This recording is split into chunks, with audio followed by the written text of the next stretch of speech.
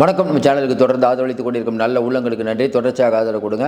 சவுக்கு சங்கர் கைது, மருத்துவமனையில் அவருக்கு பரிசோதனை முடிஞ்சு இப்போ 15 நாள் ரிமாண்ட் பண்ணியிருக்காங்க. இது வந்த செய்தி. இதை பற்றி உங்கள் கருத்தை முதல்ல சொல்லுங்கள். ஜனநாயகத்தின் குரல்கள் நசுக்கப்படுகிறதுன்னு பல பேர் சொன்னாலும் சில பேர் இவருக்கு இதெல்லாம் தேவைன்னு விமர்சனம் பண்ணுறவங்களும் இருக்காங்க. இன்றைக்கி இருக்கக்கூடிய சூழ்நிலையில் முதல்வருக்கும் துணை முதல்வருக்கும் தெரிஞ்சு இது நடந்ததா அப்படின்னா அவங்களுக்கு தெரியாமல் தான் இது நடந்தது அப்படின்னு வரக்கூடிய தகவல்கள். போட்டு கொடுத்தது யாருங்க? நக்கீரன் கோபால் உள்ளே வராரு, இந்துராம் உள்ளே வராரு. இவர்களுக்கு இருக்கக்கூடிய அண்டர்ஸ்டாண்டிங் என்னங்க? அப்போ ஒட்டு மொத்தமாக பல பேர் சேர்ந்து சவுக்கு சங்கரை உள்ளே வைக்கணும் அப்படிங்கிறது ரொம்ப நாள் பிளானு. அதை நிறைவேற்றியிருக்காங்க. சில பேருக்கு இடையில் இருக்கக்கூடிய பர்சனல் ப்ராப்ளத்துக்கு இன்றைக்கி முதல்வருக்கும் துணை முதல்வருக்கும் தெரியாமலே நடக்குது அப்படின்னா இந்த ஆட்சி எங்கேயே போய் கொண்டிருக்கிறது? முதலமைச்சர் ஸ்டாலினுக்கு தான் நம்ம ஓட்டு போட்டோம். அவருக்கு விருப்பமா சவுக்கு சங்கரை தூக்கி உள்ளே வைக்கிறது? நல்லா யோசனை பண்ணி பாருங்கள். அவர் விருப்பப்படுவாரா? அப்போ இதை செய்தது யார்? பின்னால் இருக்கக்கூடிய விஷயம் என்ன? மக்கள் பார்த்துக்கிட்டு இருக்கீங்க. நீங்கள் உங்கள் கருத்தை சொல்லுங்கள். ஏன்னா நக்கீரன் கோபால் அவர்கள் விஜயை பற்றி பேசியது, அவரை விலங்கு போட்டு இழுத்துருவோன்னு என்னென்ன சொன்னார். கேரவனுக்குள்ளே ஒரு நடிகை இருந்தாங்க, கேமரா வச்சுருந்தார்.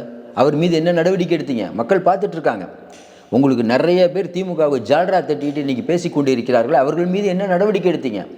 தொடர்ந்து அவதூறான கருத்துக்களை எத்தனை பத்திரிகையாளர்கள் போர்வையில் இவ்வளோ பேர் பண்ணிகிட்டு இருக்காங்க. அதுவும் விஜயை பற்றி தரக்குறைவான விஷயங்கள், பழனிசாமி பற்றி தரக்குறைவான விஷயங்கள், ஆதாரம் இல்லாமல் குறித்த பர்சனல் விஷயங்கள், இதெல்லாம் யார் வெளியிடுறது? மக்களுக்கு தெரியாமையாக இருக்கும், காவல்துறைக்கு தெரியாமையாக இருக்கும். அதாவது சைபர் குற்றங்கள் அப்படின்னு அடுத்தவங்களை அவதூறாக பேசுகிறது, சமூக ஊடகங்களில் பேசுகிறது, இது யார் பண்ணிகிட்டு இருக்காங்க இன்றைக்கி நிறையா? அவர்களுக்கு சட்ட பாதுகாப்பு இருக்குது. யாரும் அவங்கள ஒன்றும் கேட்க முடியாது. நீதிமன்ற வாசல்லையே ஒருத்தர் நிற்கிறாரு, அவரை ஒரு கட்சிக்காரங்க அடிக்கிறாங்க.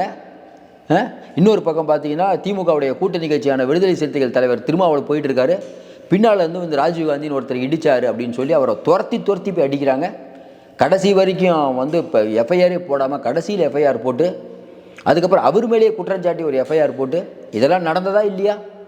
அப்போ உங்கள் கூட்டணி கட்சி உங்களுக்கு வேண்டிப்பட்டவனா நடவடிக்கை எடுக்க மாட்டீங்க. சாமானிய மக்கள் யாராவது பேசுனா ஒன்று அவங்க மேலே நடவடிக்கை. அது நடவடிக்கை அப்படிங்கும்போது இப்போ என்னென்னா சவுக்கு சங்கரை எப்பயுமே என்ன சொல்லுவோம், அவர் மேலே கருத்து வேறுபாடு 1000 எனக்கும் இருக்கும், உங்களுக்கு இருக்கும், எல்லாத்துக்கும் இருக்குங்க. ஆனால் ஒருவர் அரசாங்கத்துக்கு எதிராக எத்தனை பேர் இன்றைக்கி பேசிகிட்டு இருக்காங்க? சில பேர் தான் பேசுகிறாங்க. அவங்களுடைய குரல் வலையும் நசிக்கணும். இப்போ நாளைக்கு என்ன நடக்கும்? இப்போ சிஎம்ஓ உதயநிதி அவர்களை கேட்டாங்கன்னு வச்சுக்கோங்களேன், தெரிஞ்சு. ஏன்னா அவங்க திருவண்ணாமலையில் பிஸியாக இருப்பார். அவர் நாளைக்கு மாநாடு, இன்னும் நிறைய விஷயம் இருக்குது அவருக்கு. இது ஒரு எப்படி சொல்கிறது, கூட்டு இது பண்ணல. உளவுத்துறை தகவலை சொல்லாது. தகவல் தெரிஞ்சதுன்னா இல்லை தலைவரே நம்மளை பற்றி ரொம்ப பேசிகிட்டு இருக்காரு, அதனால் ஒரு 4 மாதம் உள்ளே வச்சோம்னா கொஞ்சம் நல்லது, இப்படி தான் சொல்லுவாங்க. எல்லாம் முடிஞ்சதுக்கப்புறம் பல விஷயங்களில் சிஎம்க்கு தெரியாமல் பல விஷயங்கள் நடந்து கொண்டு இருக்கிறது. இன்றைக்கி இருக்கக்கூடிய சூழ்நிலையில் இவர்களுடைய ஆட்டம் எல்லை மீறி போய்விட்டது. ஒன்று வேணாம், கொஞ்சம் நாளைக்கு முன்னாடி ஜூவியில் போட்டாங்கல்ல, காவல்துறையை சீரழிக்கும் 2 பேர்னு. உண்டா இல்லையா? வெளிப்படையான கட்டுரை தானே. அதில் சொன்ன தகவல் உண்டா இல்லையா? நீங்களே சொல்லுங்கள். இன்றைக்கி இருக்கக்கூடிய சூழ்நிலையில் திமுகவுடைய பேச்சாளர்கள் பேசுகிறது, இங்கே இருக்கக்கூடிய நிலை வித்துவான்கள் பேசுகிறது, இதை விட அவர் என்ன தப்பாக பேசிட்டார்? இன்னும் குறிப்பாக சொல்லணும்னா இன்றைக்கி சவுக்கு சங்கர் அவர்கள் இன்றைக்கி தமிழ்நாட்டில் எல்லோரும் இன்றைக்கி யூடியூப்பு எல்லாம் பார்த்துட்டு இருக்கும்போது சவுக்கு சங்கர் இன்றைக்கி விஜயை திட்டி பேசுவார், வன்மமாக பேசுகிறாங்கன்னு இன்றைக்கி டிவிக்கையில் சொல்கிறாங்க. அது அவங்களுடைய பார்வை. அவர் என்ன நினைக்கிறாரு, திமுகவை வீழ்த்தக்கூடிய சக்தி அதிமுக தான் அப்படிங்கிறது அவருடைய ஸ்டாண்டு. விருப்பப்பட்டால் பாருங்கள், விருப்பம் இல்லாமல் பார்த்தீங்கன்னா ஒரு வேளை உங்களுக்கு விமர்சனம் அவர் பேசுகிறது பிடிக்கல, விமர்சனம் பண்ணுங்கள். இதான சரியான ஜனநாயகமாக இருக்க முடியும். அதை விட்டுட்டு அவரை மோசமான அருவருக்கத்தக்க வகையில் பேசுவது சரியான விஷயமா இல்லையா? இப்போவும் நம்ம சொல்கிறோம், இன்றைக்கி காவல்துறை அதிகாரிகள் மேலேயோ மற்றவங்க மேலேயோ பர்சனலாகவும் மிகவும் ஆபாசமாக அவர் பேசினா நீங்கள் நடவடிக்கை எடுங்க. யாரை பற்றி பேசினாலும் நடவடிக்கை எடுங்க. ஆனால் இங்கே என்ன நடக்குது? ஒரு நீதியரசர் ஒரு உத்தரவை கொடுக்குறாரு, அந்த நீதியரசரை பற்றி தரக்குறைவான முறையில் பயங்கரமாக விமர்சிக்கிறீங்க. ஆனால் உங்களை யாரும் கேள்வி கேட்க மாட்டாங்க. அதாவது என்னென்னா, நீங்கள் அதிகாரம் உங்கள் கையில் இருக்குது, காவல்துறை உங்கள் கையில் இருக்கிறதுனால எதையும் செய்யலாம். நம்ம என்ன மனசு ஆறலைன்னா, இது தலைமையில் இருக்கக்கூடிய நம்ம ஓட்டு போட்ட சிஎம் சாருக்கு தெரிஞ்சு பண்ணால் பரவாயில்ல, அவருக்கே தெரியாமல் நடக்குது, பின்னால் தான் அவர் தெரிஞ்சுக்கிறார். அப்படிங்கும்போது இது சரியான விஷயமா இல்லையா? நம்ம ஓட்டு போட்டவர் இப்போ நாளைக்கு கனிமொழி அவர்களோ உதயநிதி அவர்களோ ஸ்டாலின் இவங்க தான் மக்களை போய் பார்க்கணும். மக்களை அவங்க தான் ஓட்டு போட போகிறாங்க. இங்கே இருக்கக்கூடிய அதிகாரிகளுக்கு ஒன்றும் பிரச்சனையே இல்லை. நாளைக்கு ஆட்சி மாறிச்சுன்னா நேராக இவங்க பழனிசாமி வீட்டுக்கு போய் அங்கே அதிகாரி ஆயிடுவாங்க. உண்டா இல்லையா? அப்போ இதெல்லாம் கண்ட்ரோல் பண்ண வேண்டியவர் யார்? அதிகாரிகள் ஆட்சி நடந்து கொண்டு இருக்கிறது. கொஞ்ச நாளைக்கு முன்னாடி பத்திரிகையாளர் சங்கம் அப்படிங்கிறதுக்கு ஒரு தேர்தல் வந்தது. அதில் நடந்த குளறுபடி பேசினா அது ஒரு பெரிய கதை. அதில் வந்து என்னென்னா இன்றைக்கி இருக்கக்கூடியவங்கெல்லாம் பார்த்தீங்கன்னா திமுகவுடைய ஆதரவாளர்கள் தான். அதாவது பத்திரிக்கையாளர் சங்கங்கிறத மாற்றி திமுக சங்கம்னு மாற்றிடலாம், அந்த அளவுக்கு தான் இன்றைக்கி இருக்குது அங்கே நிலவரம். இப்போ என்ன சிக்கலாச்சு, அங்கே போய் வந்து இந்து ராம்லேருந்து நிறைய பேர், சவுக்கு சங்கர் ஒரு இதே இல்லை, பத்திரிக்கையாளரே இல்லை, சரி இல்லாமல் இருந்துட்டு போட்டு சார், அவர் நிறைய பேர் மக்கள் பார்க்குறாங்களே. அதே இவங்களுக்கு என்ன கோவம்னா, ஆண்டு காலமாக நம்மலாம் பத்திரிகை துறையில் இருக்கோம், நம்ம பேசினா யாரும் கேட்க மாட்டாங்க, சவுக்கு சங்கர் அவர்கள் பேசினா நிறைய பேர் பார்க்குறாங்க அப்படின்னா, சார் அவர் பேசுகிறது மக்களுக்கு பிடிச்சிருந்து பார்க்குறாங்க, இது எப்படி நீங்கள் தடுக்க முடியும்? எல்லாத்துக்கும் ஒவ்வொருத்தருக்கும் நீங்களா சர்டிஃபிகேட் கொடுக்குறீங்க, ஒரு பத்திரிக்கையாளர் இல்லையா நீங்களா சர்டிஃபிகேட் கொடுப்பீங்க? இது எந்த நக்கீரன் கோபால் சிறந்த பத்திரிக்கையாளரா? நல்லா யோசனை பாருங்கள். அந்த சினிமா பத்திரிகைன்னு நடத்துவார், ஆபாசமாக இருக்கும் அந்த பத்திரிக்கைலாம். இன்னும் நக்கீரனில் வரக்கூடிய பல செய்திகளை பார்த்தா நம்ம படிக்கவே முடியாது, உண்டா இல்லையாங்க நான் பேசுகிறது. இவர் யார் விஜயை பற்றி பர்சனலாக விமர்சிக்க? அந்த கேரவானில் நடிகை இருந்தால் இருந்துட்டு போட்டு உங்களுக்கு என்ன? காவல்துறை விசாரணையில் வரப்போகுது இல்லை. புலனாய்வு பத்திரிகைங்கிற பேரில் யாரை நீங்கள் மிரட்டி கொண்டு இருக்கிறீர்கள்? நல்லா யோசனை பாரு. அவர் மேலே என்ன நடவடிக்கை? மோடி சொல்கிறோம், இன்றைக்கி வந்து பல பேர் மேலே நடவடிக்கை எடுக்க வேண்டியவங்களெல்லாம் விட்டுட்டு ஃப்ரீயாக விட்டுட்டு, அதனால் விஜயை தரக்குறைவாக பேசலாம், பழனிசாமியை திட்டலாம், என்ன வேணால் பண்ணலாம். ஆனால் என்னென்னா நீங்கள் வந்து உங்களை பற்றி ஆளுகின்றவர்களை பற்றி பேசினா கூட பரவாயில்ல, உதயநிதி பற்றியோ ஸ்டாலினை பற்றியோ தப்பாக பேசுறதுக்கு அரெஸ்ட் பண்ணுறாங்களோட நமக்கு லாஜிக்காக புரிஞ்சிக்க முடியுது. ஒரு அதிகாரிக்கும் அவருக்கு இருக்க பிரச்சனையில் இந்த மாதிரியான பிரச்சனை பண்ணால் இது திமுக அரசுக்கு தலைகுனிவு தானே. இன்றைக்கி வெகுஜன மக்கள் பார்த்துட்ருக்காங்களே, காலையிலேருந்து பூட்டை உடைக்கிறாங்க, அப்படி உடைக்கிறாங்க, தீயணைப்புத்துறை வருகை, தீயணைப்புத்துறை ஏறுறாங்க. ஒரு விஷயம் 2 விஷயம்னா பரவாயில்ல, இதுக்கு முன்னால் தான் அவர் அரெஸ்ட் பண்ணிங்க, அதுவும் போட்ட கேஸ் இது, ஜிபே மூலமாக காசு வந்தது. நல்லா யோசனை பாருங்கள். ஒரு ஆள் வந்து ப்ரொடியூசர் வந்தார், அவர் ஆஃபீஸில் வச்சு மிரட்டினாருங்கிறாங்களே, ஏற்கனவே கண்காணிக்கப்படக்கூடிய லிஸ்ட்டில் இருக்கார் சவுக்கு சங்கர், எப்போ அப்புறம் தூக்கலான் இருக்காங்க. அவரெல்லாம் இந்த மாதிரி பண்ணுவாரா? ஏதாவது லாஜிக் இருக்கா? கொஞ்ச நாளைக்கு முன்னாடி இதே மாதிரி தான் அவரை கைது பண்ணும்போது கஞ்சா வச்சுருந்தார். எல்லா இடத்துலையும் பண்ண வேண்டிய விஷயம் தான். ஜெயலலிதா காலத்தில் நிறைய பண்ணுவாங்க, கஞ்சா கேஸ் போட வேண்டியது. ஏற்கனவே அவங்க வளர்ப்பு மகன் மேலாம் ஹெராயின் கேஸ் இருக்குது. ஏன்னா நீங்கள் இந்த கஞ்சா கேஸில் அவ்வளோ ஈஸியாக வெளியில் வர முடியாது, போதைப்பொருள் தடுப்பு சட்டம் வந்துடும். இன்றைக்கி இன்னும் குறிப்பாக சொன்னால், கொஞ்ச நாளைக்கு முன்னாடி அதிமுகவுடைய ஐடிவிங்க அதில் இருக்கக்கூடிய 2 பேரை போதைப்பொருள் விஷயத்தில் பிடிச்சி போய் அவங்கக்கிட்ட இருக்க டேட்டாவை வாங்க ட்ரை பண்ணி உள்துறை அமைச்சகமும் ஆளுநர் மாளிகையும் தலையிட்ட உடனே தான் அது அப்படியே அமைதியாச்சு. அப்போ ஒவ்வொரு தடவையும் உள்துறை அமைச்சகமும் ஆளுநர் மாளிகையும் தலையிட வேண்டுமா? நமக்கு ஒன்றும் புரியல. அப்போ சாதாரண மக்களுக்கு நியாயம் எங்கே? ஒரு பக்கம் பாசிச பாஜகன்னு பண்ணிட்டீங்களே, நீங்களும் அதை தானே பண்ணிகிட்டு இருக்கீங்க சார். சார் என்னென்னா, விஜய் வெளியில் வந்தால் வெளியில் விட மாட்டேறீங்க, அவருக்கு 1000 கட்டுப்பாடுகள் விதிக்கிறீங்க, இது ஒரு பஞ்சாயத்து. எடப்பாடி பழனிசாமி முன்னாள் முதல்வர், எதிர்க்கட்சி தலைவர், அவரை வந்து கார்ட்டூன் கேவலமாக போடுறீங்க, டிஆர்பி ராஜா தலைமையில் இருக்கக்கூடிய ஐடிவிங்க. இப்போ இந்த மாதிரி நடக்கல, பார்க்குற என்னப்பாங்க சார், 1000 இருக்கட்டும் சார், அவர் இந்த மாதிரிலாம் பண்ணக்கூடாது நினைக்கிறாங்களா? சமூக விரோதிகள் சூப்பராக வளம் வந்து கொண்டு இருக்கிறார்கள். பல குற்றங்களை இப்போ பண்ணுறாங்க. இப்போ கோயம்புத்தூரில் அந்த பெண்ணை வந்து பாலியல் பலாத்காரம் பண்ணி பிரச்சனையாச்சு, 3 பேரை சுட்டு பிடிக்கிறாங்க. அதுக்கப்புறம் சொல்கிறாங்க அவங்க சரித்திரப்படி வேறு குற்றவாளி. இந்த பக்கம் ஞானசேகரன் பிரச்சனையில் ஏற்கனவே அவர் மீது பல வழக்குகள் இருக்கிறது. பல வழக்குகள் இருக்க ஒருத்தரை போலீஸ் ஸ்டேஷனுக்கு கூப்பிட்டா ஞானசேகருடைய ஃப்ரெண்டெல்லாம் வந்துட்டு, மாப்பிள்ளை நீங்கள் போப்பா எப்பப்பா வருவேன்னு கேட்டு போகிறாங்க. இந்த அளவுக்கு இருக்குது காவல்துறைக்கும் அவருக்குமான நட்பு. எந்த அளவுக்குமான நட்பு நல்லா யோசனை பாருங்கள். அந்த புகார் கொடுத்த பெண்ணுடைய அங்க அடையாளங்களை வெளியிடக்கூடாது, அதையும் வெளியிட்டீங்க. யார்? காவல்துறை மேலே தப்பா இல்லையா? அப்போ காவல்துறையை பற்றி யாரும் எதுவும் விமர்சிக்கக்கூடாதுங்கிறது எப்படி சரியான வாதமாக இருக்க முடியும்? மறுபடியும் சொல்கிறேன், காவல்துறையில் நேர்மையான பல அதிகாரிகள் இருக்காங்க. ஒரு சில காவல் அதிகாரிகள் பண்ணக்கூடிய விஷயம் இன்றைக்கி ஆளும் தரப்பை முட்டு சந்து கொண்டு வந்து விட்டுட்டாங்க, அவ்வளோதான். இனிமேல் இதுலேருந்து வெளியில் வர்றது ரொம்ப கஷ்டம். கொஞ்ச நாளைக்கு முன்னாடி சங்கர் ஜிவால் இருக்கும்போது சொன்னார், எஸ்பிலாம் நிறைய பேர் ரீல்ஸ் போட்டிருக்கீங்க, ரீல்ஸ் எல்லாம் போடாதீங்க, போலீஸ் சீருடையில் சொன்னாரா இல்லையா? அப்போ காவல்துறையில் இருக்கக்கூடிய ஒரு தலைமையில் இருக்கக்கூடிய ஒருத்தர் ஏன்பா ரீல்ஸ் போடாதீங்கன்னு சொல்கிற அளவுக்கு காவல்துறை இருக்குது. ஏன் தெரியுமா? எஸ்பிக்கள் யாரும் மேலே இருக்கவங்கள கண்ட்ரோலே இல்லை. ஒருத்தர் மருமகனுக்கு வேண்டியப்பட்டவர், ஒருத்தர் வந்து வாரிசுக்கு வேண்டியப்பட்டவர், அவருக்கு வேண்டியப்பட்ட, இவருக்கு வேண்டியப்பட்ட பல அதிகார மையங்கள் இருக்கிறதுன்னு பழனிசாமி சொன்னார்ல, அதனுடைய அலங்கோலம் தான் இது. மறுபடியும் நம்ம சொல்கிறோம், ஸ்டாலின் அவர்களை பற்றியோ உதயநிதியை பற்றியோ பர்சனலாக நீங்கள் வெறுக்கத்தக்க வகையில் உண்மைக்கு புறம்பான செய்திகளை, ஆபாசமான செய்திகளை போட்டால் நீங்கள் நடவடிக்கை எடுங்க நீதிமன்றத்தின் மூலமாக. அதை விட்டுட்டு இந்த மாதிரி வீட்டில் பூந்து உடச்சி பண்ணுறதை வந்து மக்களுக்கு ஏற்றுக்கவே மாட்டாங்க.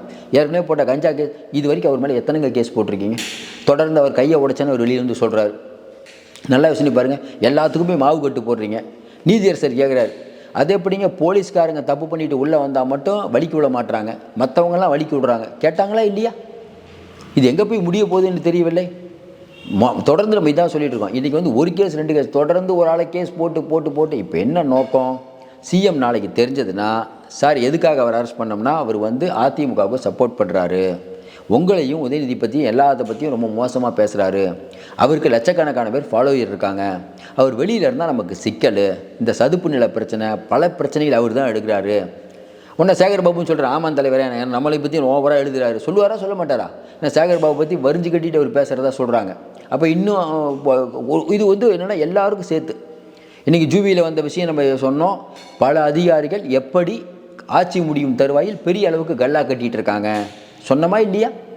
அப்போ இந்த விஷயங்களை ஒருத்தர் வெளிக்கொணரும் போது அவரை கார்னர் பண்ணி உள்ளே வச்சுட்டா, அந்த சொல்லுவாங்கள்ல, இது வந்து சீப்பை ஒடிச்சு வச்சுட்டா கல்யாணம் நடக்காது, அந்த கதை தான் சார். இவர் பேசினாலும் பேசலனாலும் மக்களுக்கு தெரியுமா தெரியல. வெளியில் போய் நின்னா குண்டும் குழியுமான சாலைகள், வீட்டுக்குள்ளே தண்ணி வருது, நெல்மணிகளை முளைச்சி மக்கள் பரிதவித்து கொண்டிருக்கிறார்கள். இன்னும் குறிப்பாக பெண்களுக்கான பாதுகாப்பு சொல்லிக்கிட்டே போகலாம் பொழுது, கொலைகார நகரம்ங்கிற மாதிரி எத்தனை இன்றைக்கி கொலை நடந்ததுங்கிற அளவுக்கு இன்றைக்கி புள்ளி விவரத்தோட வெள்ளி விலை தங்க விலை மாதிரி இன்றைக்கி வந்து கொலை எத்தனைங்கிற அளவுக்கு போயிடுச்சு. போக்சோக்கள் அதிகமாகி விட்டது, பெண்களுக்கு பாதுகாப்பு இல்லை. இன்னொரு பக்கம் பார்த்தீங்கன்னா, இந்த ஆட்சி பொறுப்பு டிஜிபி வச்சுட்டு நீங்கள் பண்ணுற விஷயங்கள், திருப்பரங்குன்ற விஷயத்தில் நீங்கள் போட்ட ட்ராமா, லாக்அப் டெத்து சொல்லிக்கிட்டே போகலாம். லாக்அப் டெத்து வந்து காவல்துறையினர் தப்பு பண்ணலன்னு சொல்ல முடியுமா? ஸ்டாலினே சொல்கிறார், மன்னிச்சுக்குவாங்க சாரிமான்னு கேட்டாரா இல்லையா? யார் அதுக்கு காரணம்? காவல்துறை தானே. மரக்காணம் சம்பவத்தில் நீங்கள் வந்து காவல்துறை கடுமையாக நடவடிக்கை எடுத்திருந்தால் கள்ளக்குறிச்சி சம்பவம் நடந்திருக்குமா? காவல்துறை மேலே இவ்வளோ குற்றச்சாட்டை வச்சுக்கிட்டு யாருமே காவல்துறை பற்றி விமர்சிக்க கூட என்ன விதத்தில் நியாயம்? இப்போ என்ன சந்தோஷம்னா, எல்லாரும் சேர்ந்து இப்போ நக்கீரன் கோபால் நினைப்பார், பரவாயில்லப்பா நம்மளை பற்றி எவ்வளோ விமர்சித்தான் சவுக்கு சங்கர் உள்ளே போட்டு. ராம அவர்கள் என்ன நினைப்பார்? இவங்கெல்லாம் என்னென்னா இன்றைக்கி ஆட்சிக்கு முட்டு கொடுக்கக்கூடியவர்கள். இவர்களை ஏதாவது நீங்கள் இவர்களெல்லாம் என்னென்னா சீனியர் பத்திரிகையாளர்கள் அப்படிங்கிற போர்வையில் இவங்க பண்ணுற விஷயங்கள். அப்போ இன்றைக்கி மோசமாக பேசக்கூடிய பல பத்திரிகையாளர்களை நீங்கள் விட்டுருவீங்க. அதுவும் பார்த்திங்கன்னா பத்திரிகையாளர்கள் போர்வையில் இவங்க கட்சிக்காரங்களே இருப்பாங்க. நிறைய பேர் நம்ம பேர் சொல்ல வேணான்னு பார்க்குறோம். பத்திரிகையாளர் ஆனால் நடுநிலையாளர் மாதிரி பேச மாட்டாங்க, ஒன் சைடாக தான் பேசுவாங்க. இவங்க வந்து விஜயும் நம்ம அதிமுகவும் கேவலமாக திட்டுவாங்க, ஆதாரம் இருக்கிற மாதிரியே பேசுவாங்க. அவங்கள யாரும் ஒன்றும் பண்ண முடியாது. அவங்களுக்கு கவர்மெண்ட் விளம்பரம்லாம் வரும், காசும் கிடைக்கும். யூடியூப் போட்டால் இத்தனை காசு. இதையும் தாண்டி வந்து இன்னொரு கட்சி அவங்க வந்து என்னென்னா நேராக சிஎம்ஐ பார்ப்பாங்க. சிஎம்ஐ பார்த்துட்டு வெளில வந்ததுக்கப்புறம் விஜயை திட்டுவாங்க. என்ன அரசியல் நமக்கு தெரில. அப்போ இன்றைக்கி நாட்டில் நடக்கக்கூடிய அவலங்களை சொல்லக்கூடிய ஒரு பத்திரிகையாளருக்கு இந்த நிலைமை வந்தது உண்மையிலேயே கண்ணீரை விளைவிக்கக்கூடியதாகுது. எல்லாத்தையும் தாண்டி நீங்களே யோசனை பண்ணிங்க. ஒருத்தர் இருக்காரு, உங்கள் குடும்பம் இருக்குது, இப்படிலாம் அடித்தோம் வயசான அம்மாளாக அவங்களாம் என்ன எப்படிங்க அது எப்படி ஏற்றுக்க முடியும்னு நினைக்கிறீங்க? சரி, ஒருத்தர் தப்பாக பண்ணார் அப்படின்னா ஏப்பா வெளியில் வாங்கப்பான்னு வெளியில் கூப்பிட்டு பண்ணுங்கள். வழக்கறிஞர்கள் வந்து வெளியில் வர வரைக்கும் உள்ளே எத்தனை நாளுங்க அவர் உட்காந்துருக்க முடியும்? அதை உடச்சி உள்ளே போகிறது எத்தனை கேமரா எடுக்குது. அப்போ என்னென்னா கேமரா எங்களை எடுத்தாலும் எங்களுக்கு பிரச்சனை, நாங்கள் இதுதான் பண்ணுவோம். தமிழ்நாடே எங்களுது, யார் அதிகாரிகளுது. கொஞ்ச நாளைக்கு முன்னாடி மாமல்லபுரத்தில் நடந்த ஸ்டாலின் தலைமையிலான கூட்டம், திமுக நிர்வாகிகள் கூட்டம், கவுன்சிலர், எம்எல்ஏ, எம்பிக்கெல்லாம் உட்காந்துருக்காங்க. அதில் பேசுகிற ஒரு ஊராட்சி தலைமை, அவங்க வந்து திமுக தலைவரே அதிகாரிகள் ஆட்சி நடக்குது சொன்னாங்களா இல்லையா? எல்லா அமைச்சர்கள், எம்பிக்கள், எம்எல்ஏ கை தட்டுறாங்க. ஏன்னா இன்றைக்கி அவங்களுக்கும் தெரியுது, நேரவர்களுக்கு தெரியாத அதிகாரிகள் ஆட்சி நடக்குதுன்னு. ஒன்று வேணால் பிடிஆர் அவர்கள் ஏங்க வந்து பதவி விட்டு விலகினார்? அவருக்கும் நிதித்துறையில் இருக்கக்கூடிய ஒருவருக்கும் சண்டை. பிடிஆர் அமைச்சரவை கூட்டம் நடக்கும்போது நிதித்துறை செயலாளர் உட்காந்துருக்காரு. இப்படி பண்ணுங்க அப்படி பண்ணுங்க டைரக்ஷன் கொடுத்துட்டு இருக்கும்போது இப்போ பிடிஆர் சொல்கிறாரு, எனக்கு தெரியுங்க, நாங்கள் வெயிலில் மழையெல்லாம் பண்ணி தான் நான் வந்து ஓட்டு வாங்கியிருக்கேன், பொருளாதாரம் எனக்கு தெரியும், உங்களை விட நான் பேங்கராக இருந்தவர் அப்படின்னு சொன்ன உடனே அந்த நிதித்துறை அதிகாரிக்கு இன்றைக்கி வந்து பிடிஆரை எப்படியாவது காலி பண்ணணும். கரெக்டாக நேரம் பார்த்து போட்டு கொடுத்து காலி பண்ணியாச்சு, அவ்வளோதான். இதை முதலமைச்சர் நம்புறார், வேறு என்ன பேசுறது? இந்த மாதிரி அதிகாரிகளை வச்சு தான் நம்ம பொற்கால ஆட்சி நடத்துகிறோன்னு நினைக்கிறார். சதுப்பு நிலத்தில் போய் வீடு கட்டுறதுக்கு பர்மிஷன் கொடுத்துருக்காங்களே, இதை யாரும் கேட்கக்கூடாதா? நல்லா யோசனை பாருங்க. எப்படிங்க ஏங்க இவங்க பண்ணுற தப்பை கேட்கக்கூடாதுன்னு எந்த வித அண்ணாநகர் சிறுமி விஷயத்தில் எதுக்கு நீங்கள் சிபிஐ விசாரணை வேணாம்? நீங்கள் பாவம் தானே அந்த குழந்தை, அது மனசாட்சி இல்லை உங்களுக்கெல்லாம்? மக்கள் கேட்பாங்களா இல்லையா? யாருமே இது தப்பு. அதாவதுங்க பேச ஆரம்பித்தோம்னா அவ்வளவு மோசமான விஷயம் நமக்கு வருது. நீங்கள் இந்த அண்ணாநகர் சிறுமிலாம் மன்னிக்கவே முடியாத விஷயம். யாரை காப்பாற்ற முயற்சிக்கிறீர்கள் நீங்கள்?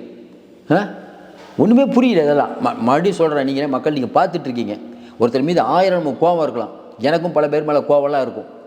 நீங்கள் அதை நியாயமான முறையில் பேசணும். உங்கள்கிட்ட அதிகாரம் இருக்கிறதுங்கிறதுக்காக பண்ணிங்கன்னா, ஹிட்லருக்கு தான் அதிகாரம் இருந்தது, கடைசியாக என்னாச்சு சொல்லிக்கிட்டே போகலாம். உலக வரலாறுலாம் இவங்க பேசுகிறாங்க, ஆனால் இவர்கள் பண்ணுவது அப்பட்டமான விதிமீறல். இதை வந்து முதலமைச்சருக்கு தெரியாமல் நடந்து கொண்டு இருக்கிறது தான் உண்மையிலே பரிதாபமாகுது. அவருக்கு தெரிஞ்சு பண்ணாலும் பரவாயில்ல, ஏதோ அவருக்கு நம்ம ஓட்டு போட்டோம் பவரை காட்டுறாருன்னு. பவர் உள்ள அவருக்கு அமைதியாக இருக்கார். பவர் இல்லாத பல பேர் இப்படி ஆட்டம் போடுவது அப்படிங்கிறது ஜனநாயகத்துக்கு நல்லதில்லை. நீங்கள் பார்த்துட்ருக்க நீங்களே சொல்லுங்கள். அவரெல்லாம் விட்டுருங்க. இப்போ திமுக நிறைய பேர் அவரெல்லாம் ஏதோ பேசிட்டுருக்காரு, விடுங்க. பேசுகிறதுக்குலாம் இந்த மாதிரி பண்ணலாமாங்க? நல்லா யோசனை பாருங்கள். மக்கள் பார்த்து கொண்டிருக்கிறார்கள். வீட்டில் மலம் கொட்டினாங்க. இது வரைக்கும் என்ன நடந்தது? ஒருத்தர் வீட்டில் வந்து நீங்களே சொல்லுங்கள், உங்கள் வீட்டில் என் வீட்டில் இந்த மாதிரி பண்ணியிருந்தால் எவ்வளோ நம்ம வருத்தப்படுவோம். இதெல்லாம் பண்ணலாமா? இந்த அநியாயத்தை பண்ணவர் இன்னும் வெளியில் தானே சுற்றிட்டு இருக்காரு. அதையும் தாண்டி அந்த பண்ண அந்த அம்மா வந்து வீடியோ போடுது. அந்த அம்மாவை வந்து அரெஸ்ட் பண்ண சொல்லி நீதிமன்றம் சொல்லி இல்லை அவங்களுக்கு வந்து ஜாமீன் கிடைக்கிற வரைக்கும் வெயிட் பண்ணுதே காவல்துறை. மக்கள் பார்த்து கொண்டிருக்கிறார்கள். கண்டிப்பாக சரியான முடிவை உறுதியாக எடுப்பாங்க. நான் உறுதியாக நம்புகிறேன். தொடர்ந்து ஆதரவு கொடுங்கள். மீண்டும் சந்திப்போம். இதை சம்பந்தமாக உங்கள் கருத்தை சொல்லுங்கள். நன்றி, வணக்கம்.